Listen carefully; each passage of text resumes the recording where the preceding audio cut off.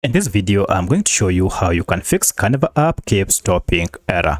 If this video helps, please like and subscribe. So if your Canva app is stopping frequently when you're not using it, then there are quite a number of steps you can take to fix this. In the first method, you need to go to settings on your phone.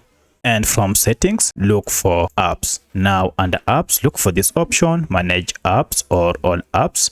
This will list all the apps you have on your phone. From the list, just search for Canva, tap on it. Now we want to troubleshoot this app by going to force stop to stop any background activities that might be causing this. Once you have force stopped it, now go to clear data and clear cache. Okay, finally clear all data.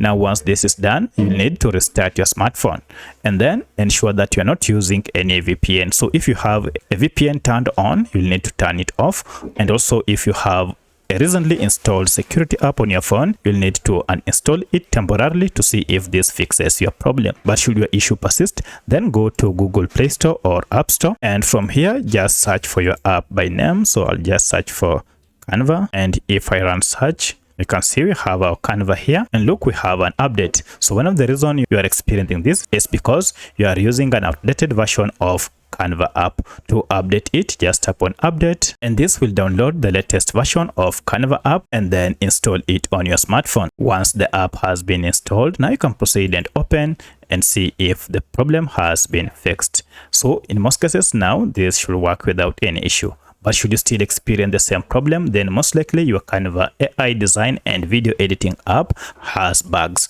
To fix that, you'll need to uninstall Canva and then install it afresh. So let me know which of these was able to fix your problem. If you have any other question, kindly comment below. Otherwise, thanks for watching and let's meet in the next video.